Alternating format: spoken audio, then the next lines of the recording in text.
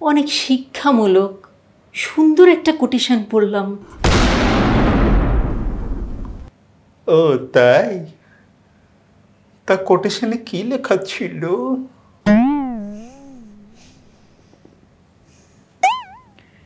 কোটেশনটা হলো, জুতা চেটে সফল হওয়ার চাইতে জুতা ক্ষয় করে সফল হওয়া অনেক বেশি সম্মানের।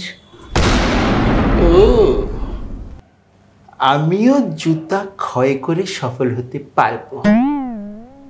একটু কষ্ট হলেও এটা আমার জন্য কোনো ব্যাপার না।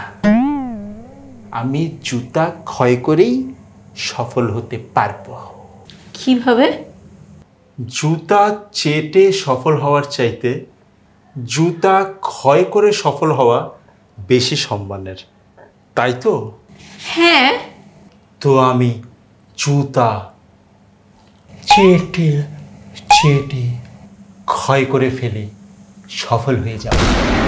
জুতা চেটেই যদি ক্ষয় করা হয়, তাহলে সেই ক্ষয় করার আর সেই সফলতার কোনো ভ্যালু থাকলো?